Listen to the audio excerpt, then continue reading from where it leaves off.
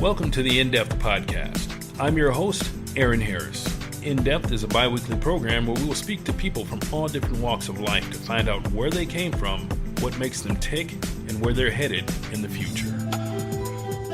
Alonzo Bodden, comedian, actor, all-around man about town. I want to thank you for coming to the In-Depth Podcast. Cool, man. Cool. The actor part is generous, but I'll take that. It's always funny when people say, "Are you an actor?" It's like, well, I don't think so. But I mean, I've been on some stuff. Right. But I've learned enough about acting to know what good actors do, and I'm not one of them. So I don't want to insult them by saying I'm an actor. But yeah, I've done a few roles, so I guess technically I am qualified. Okay. Well, I mean, when I'm in the union. Right. Okay. So you got your SAG, AFTRA card, whatever. Yeah. That is, okay. Yeah. Well, when I met Which you, is good for discount parking at the airport. Might not be aware of that. It's a big union benefit. 20%, man. 20%. Okay. Time. All right. I'll keep that in mind. So when I try to get mine, you know. Yeah. No, it was funny you talk about not being a good actor. The first time I met you was on the set of a TV pilot that our friend Carl was putting together, and I was in the barber's chair. I didn't have any lines. You had lines, and you were talking, and I knew your voice from somewhere, and it wasn't until a couple of weeks later that I realized who you were when I was listening to Wait, Wait, Don't Tell Me. That's right. And I'm the guy from The Thing. Right. And you know, it just hit me, and that was kind of funny. I was like, well, damn, he's right here, and I didn't remember who he was until I heard his voice, you know? Well, no, that happens. I do a lot of radio, actually, and a lot of NPR stuff, but particularly on Wait, Wait, people do know my voice, and then they're surprised when they see me. And the reactions are funny. The funniest reaction I ever got where a woman said to me, "You sound fat on the radio." And I was like, all right, well, I'm not sure if that's good or bad, but it's good to know. So I got that going for me. What does fat sound like? I guess me. I don't know. People tell me I have a voice for radio, which is great. I am super talented in a dying medium, which is good to know. Mm-hmm. Well, I mean, you have that deep baritone voice. Which 40 years ago was worth some money. And now, I don't know, you know. Meh. James Earl Jones is getting a little old, man. They're going to have somebody carry on that Darth Vader thing. Morgan Freeman. Right?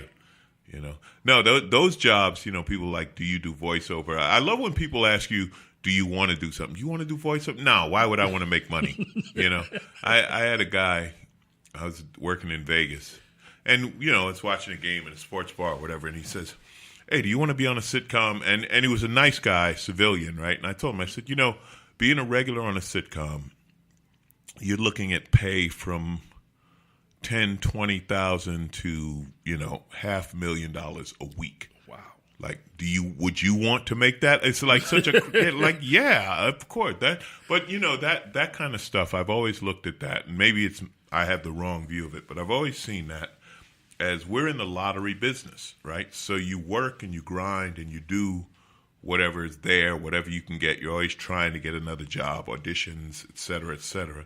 And if you make it, if you get on a sitcom or if you get a major movie role, you've hit the lottery. You know, suddenly the numbers change drastically. And suddenly, you know, your grandkids got money. Right. You know what I mean? Honestly, if you get on a sitcom that goes into syndication, I mean, it could change your life, and you can make millions of dollars off of doing that. But when you look at the number of people trying and the number of people who actually do it, you know, that's the thing. Right. You see the people who did it, but you don't see the hundreds or thousands that tried and did for a number of different reasons. There's a lot involved, but you know, I still love it, and it is what it is. So yeah, if I can make money off my voice, on occasion I do things like recently I did a video game. You know, I voiced a monster in a video game. And stuff like that is fun, and you make a few bucks. Right. Now, how did you get started in the business? What was the thing that, I mean, did you always grow up wanting to No, I wish, well, I don't know if it's right to say I wish I had. I wonder what would have happened had I started right into comedy, because I would have been around, you know, I'm old, right? So I would have been around in the 80s, and that's when careers exploded and people made a ton of money. And George Wallace, who's one of my friends, mentors, and heroes. He always messes with me. He said, man, if you was around in the 80s, you'd have made some money. You was good. But you missed it. I made a lot of money. You ain't make no money. You know, George. The guy he's still funny. He's hilarious. He likes to remind me of that. But no, I was in the aerospace business. I fixed and built airplanes. And then I started training new people to do it. And when I started teaching, that was when I'd always been able to make people laugh. But that was when I was in front of a room full of people. And unlike most, I wasn't nervous at all. It was the most natural thing in the world for me to talk to a group of people. So I was going to get laid off in aerospace again. Right. It's funny. And I took a comedy writing class, and I did the 5-minute performance at graduation and never looked back. Oh, that's awesome.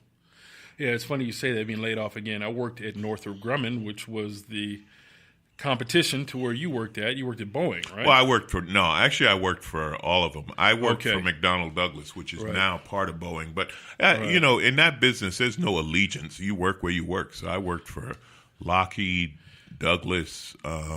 I briefly worked for Northrop for their drone division. We used to make drones that the Navy used to test missiles on. The Tacit Rainbow. And, I remember they made the Tacit missiles, what they used for that. Yeah. So, you know, I bounced around. I did a lot of contract work. Yeah. All right. So it was one of those things where you just you did it and you never looked back, and you started getting booked, or did you have to still work and then do your comedy at night? I was very lucky. My day job, I mean, I did a few hustle, grind day job on the way to becoming a comic, was I got a job as a driver for the kids show Power Rangers. Oh. Right. A friend of mine was a transpo guy, transportation. Right. And he said, hey, can you drive a U-Haul truck? I was like, yeah. He said, same as a camera truck. I got a job for you. And I started driving for them. This was when the show just started, and it was the word. We were like, who's going to watch this? Turned out every kid in the world watched it. It became the biggest kid show in the world, and I was part of the crew. And what was great about that was my education in production, right? Because I would be on set all day, and it's like, oh, this is what a grip does. Oh, this is what key grip. This is what a camera guy does. This is what a DP. And I learned, like, I tell people all those credits that run at the end of the show, I learned who all those people are and what they do. Right, because most of us are sitting there just like, what the hell is this all about? Well, some of the names are ridiculous. When you see key grip, you're like, what the hell does that mean? Or, you know, best boy. Like, wait, what? You know, so you learn all of that, and you learn how production comes together. And what always impressed me about it at that point was the level of teamwork that it takes to put a show or a movie together. People don't realize how many people are involved, and there is a sense of we have a common goal. Okay. You know, and stars, you know, real stars, you know, the Denzel Washingtons, Tom Cruise, you know, people like that. People don't realize, like, yeah, there's a whole industry dependent on you doing, you know what I mean? When you star in a movie, like, they're paying you $20 million, but there are 100 people depending on you doing what you do to keep this thing moving. And or if you have a TV show, you know, you look at like Blackish, right? That every week it's on Anthony Anderson and I can't remember her name, Ross, Tracy Ellis Ross, and you know it's up to them and the kids to make this funny every week. The writers give it to them, and everyone's job is on them. Right. That's the one thing that I've thought about recently, especially the whole thing with Kevin Spacey and how they had to shut down House of Cards and some of these other programs because of one person's behavior. People couldn't put food on the table and do what they needed to do, and the whole 9 yards. Now, being in the entertainment, do you see that that harassment? Have you seen it? Is it something that it's always been there, right? I mean, the casting couch is not something that they just pulled out of thin air. Right. It's always existed on different levels. You know, there's a lot of talk of it. There's more talk now, right? People in entertainment's an odd business. It is not like any other business in the world. It's not linear, and it's not merit-based. There's so many other things involved. So, and what I mean by that is the best isn't always the most famous. The best isn't always the richest. So for women, for young women, you're in a business where you're the most beautiful girl in Cleveland or Des Moines or, Podunk, whatever, right? Now you come to L.A., every woman in L.A. was the most beautiful woman in her hometown. So now there's 100 of you, or there's 1,000 of you, and there are guys who are going to take advantage of that fact because you have a dream. They're like, hey, you want to do this? Well, you got to do this, and it's unfortunate, but it existed, and for a long time it was considered the norm. And then the other side of it, you had women who were like, hey, I'll do this to get that, that they were willingly. Right. So you had both sides of that coin, and you have a culture. Hollywood is sexy, man. Hollywood is sexy. I had a girlfriend when I was doing Last Comic Standing.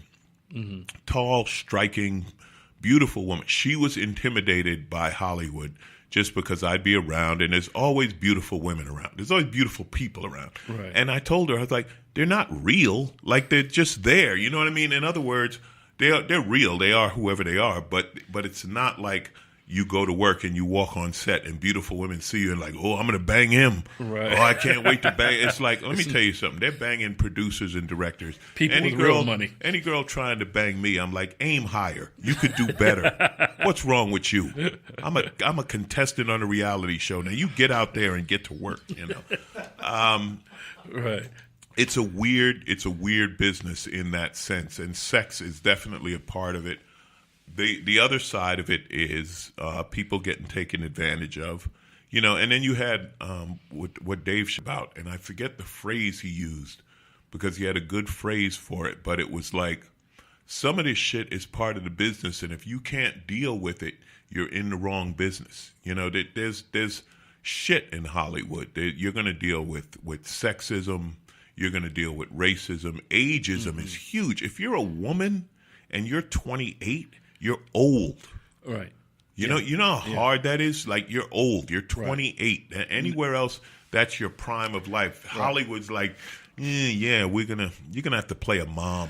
Right. I see Jennifer Garner in her latest movie. She's playing like an older teenager's mother. And I'm like, wait a minute. Jennifer Garner was just young and beautiful. And I remember her just running around and doing her spy stuff and all the rest of that, and now all of a sudden and as you get older, fewer women get all the work. Like, that's how it works. There'll be one woman who's the MILF in everything, right. And I'm trying to remember her name. She was a girlfriend in Lethal Weapon. She was the mom in Thor. What is that? Renee Russo owns that role. Renee Russo and Angela Bassett get the first call. Right. Period. For a white woman, it's Renee Russo. For a black woman, it's where's Angela Bassett? Right. Now, no knock against them. They're both beautiful women and great actresses. But there are a lot of other actresses over 40 looking for work, right? And like they say, with men, you had, Sean Connery's 87, and in the movie, his wife is 24. And it's like, well, that could happen. And so the women have always been treated poorly in that sense, so it sucks. But it's not just them, because you have in the real world, how many waitresses are getting hit on by the manager or bartender. Imagine being a female bartender, the shit you have to put up with every day, or 100 other jobs, right? I was just recently reading a thing about nurses and nurses' aides, saying this. So it's the culture of our society, man. Everything. Right. So have I haven't. As a matter of fact, I recently got a nice email from a woman who thanked me for not doing that to her and pulling her out of a situation. Right. She said, I made a wrong decision. I went to this party and I had met you and I called you to come get me, and you did, and you were so nice and a gentleman. And I was like, damn. I missed my shot. I was just too lazy to take, man. Well, and in stand-up, what I've heard from women in comics is headliners and bookers saying, "Hey, if you want to do this gig, if you want to open for me on the road, if you want to, you gotta put out, you gotta do this and that," and that's too bad. It sucks for them. Right. Now, the Me Too movement is huge now. Right. It's carried on, and you're talking about women that will accept this kind of behavior from men just to forward their careers. Now, I was reading something about Rose McGowan and how she willingly took the money from Harvey Weinstein, but now, all these years later, she wants to blow it up and make it into this huge thing